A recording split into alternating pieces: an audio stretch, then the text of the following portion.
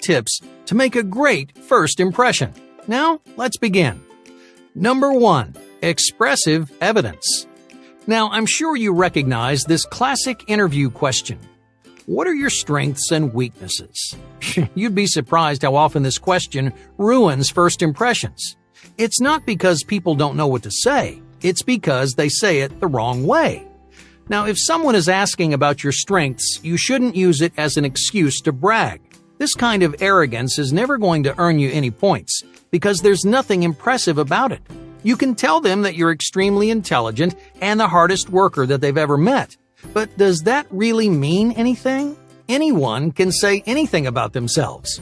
Most interviewers have heard these baseless descriptors hundreds of times before. They know not to take them at face value. So, what's the best way to sell your strengths? Instead of telling them what kind of person you are, show them. Present concrete evidence. Then let them figure it out for themselves. Let's say you want an employer to know that you're an accomplished graphic designer. You could rave about how talented you are, but isn't it more effective to come prepared with a portfolio? That way they can look at your work and judge you on their own. If they decide that you're talented, their decision is worth way more than your bragging ever will be. Number 2. Control speaking style. Speech is one of many pieces of body language that you don't pay much attention to. Just like you unconsciously cross your arms or tap your feet, you adjust your voice without noticing what you're doing. Your volume might decrease when you're around someone you find intimidating. You might talk faster when you're under pressure or giving a presentation. Whether or not you realize it's happening, vocal change affects the way people perceive you. Volume, clarity, speed, tone, and variability all suggest different things about your confidence and comfort. Those aren't the only two things affected by speech. However, confidence and comfort are both incredibly important for making a good first impression. Let's say you're going in for an interview. How would displaying confidence and comfort increase your chances of getting the job? Well, confidence lets the interviewer know something very important about you. You believe in yourself. You have faith in your ability to accomplish and achieve. If you genuinely think you're capable of doing the job, then they're much more likely to agree with you. Showing comfort has a similar positive effect. When you're calm and collected, you appear much more reliable than someone who's nervous and jittery. As an added bonus, showing comfort will also help your interviewer relax. Ideally, you want them to enjoy talking to you. A lot of people forget that their interviewer is just another person. If you're acting tense and awkward, then they're going to respond the same way. So, what does all this have to do with your speaking style? Well, the sound of your voice is actually your most powerful indicator of confidence and comfort. No matter how many great lines that you've memorized, if you say them wrong, you're going to miss your mark, because people rely on vocal cues to make inferences about who you are. For example, a 2014 study had participants judge the social rank of different people based on the volume, pitch, and variability of their voice. Participants universally assumed that people with louder, more consistent voices were ranked higher than their softer, less consistent counterparts. In other words, people assign certain characteristics based solely on speaking style. Another 2014 study found the same supporting evidence. This experiment focused on vocal fry, which is when your voice is lower pitched and sounds somewhat creaky. They tested whether or not vocal fry in female voices affects social perception and career opportunities. And sure enough, women with vocal fry were seen as less dependable and less educated. They had a significantly lower chance of being hired even if they were just as qualified. So as you can see, your voice has a major impact on first impressions. But there's one big problem. Most people don't know what they're doing wrong. You probably don't even notice yourself talking too fast or mumbling too often. That's why you need friends and family to help you slowly but surely adjust your speaking style. Ask them to point out whenever you're hard to understand. Try making adjustments to your voice when you talk to them. And that way you can get a sense of what you're doing right and what you're doing wrong.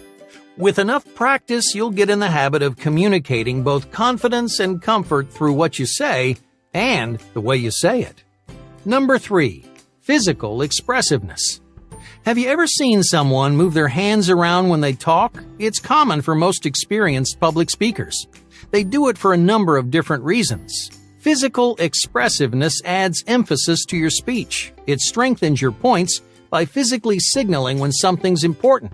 These gestures are sometimes called your second language because they communicate things that aren't always captured by your words. Hand signals also grab people's attention. It's relatively easy to tune out sound, but our eyes are drawn to motion. So when you see someone's hands swinging around, you can't help but watch. When making a first impression, you want to maintain their interest and hold their attention, right? Well, physical expressiveness will help you do exactly that. Gestures make you appear confident and forthcoming, which gives the other person more reason to trust you. So don't spend the whole conversation with your hands buried in your lap. If you want to make a point, then use your hands alongside your words. Number 4. The power of promptness. Who cares if you're a little bit late? How big of a difference could a couple of minutes make? People make these excuses all the time, but you'd be surprised how many opportunities are won or lost within the first few minutes. In fact, a 2006 study says that people will make up their minds about you within 100 milliseconds. That tiny period of time is all someone needs to analyze your face, judge your clothing, and read into your body language. Those clues help them decide how well the conversation's going to go, and it changes the way they interact with you. But if you're late, they'll spend those first 100 milliseconds staring at an empty chair. You never give them a chance to make up their minds about you as an individual because their first impression of you is already set in stone. In their minds, you're absent and unreliable. You don't know how to manage your time effectively. Otherwise, you'd have been there earlier. Instead of starting the interview at 0, showing up late puts you in the negatives. You'll have to do a considerable amount of work just to fix that bad first impression. But that's not the only benefit of showing up early. Promptness has a major impact on your performance as well. Those extra 10 to 15 minutes actually raise your chances of making a good impression. Your brain spends that small chunk of time doing 2 important things. First, your brain starts to feel more comfortable in this new environment. The more time you give yourself to settle into a new space, well, the easier it will be for you to relax when the pressure's on. Second, your brain takes in environmental cues that may help you in the future. You might see a poster in the hallway that becomes a casual talking point later in the interview. Or maybe you strike up a short conversation with the receptionist. They end up giving you a sense of your interviewer's personality, which may change your approach. My point is that being on time benefits everyone involved. By simply arriving 10 to 15 minutes early, you can make sure that you don't start things off on the wrong foot. Number 5. Aiming impressions. Before making your first impression, it's important to lay down some ground rules. Take some time to set your intentions for this coming interaction. You might start by thinking about what kind of person you're going to be talking to. Is it a potential employer, or is it just some random person at a party? Obviously, you wouldn't approach these 2 people the exact same way. Consider what each person's expectations are. If it's an employer, they expect you to be professional and polite. You should show them that you're a capable and intelligent individual. But if it's just someone at a party, their expectations will be completely different. They might be looking to interact with someone fun, likable, and comfortable. So acting like it's a job interview would completely throw them off. Next, think about what you'd like to get out of the conversation. Are you trying to make new friends? Do you want to get a job? Or do you just want to practice meeting people? Whatever it is, your goal will change the way you approach each interaction. Finally, ask yourself how you want that person to perceive you. Do you want to come off as impressive, confident, funny? You should always do this one last because you need to keep those first 2 questions in mind. When you choose how you want to be perceived, it needs to fit with the expectations of the person that you're talking to. It should also help you accomplish whatever your goal is for that interaction. These answers help you narrow down your options, and in that way, you can set an intention that fits your environment and your personality.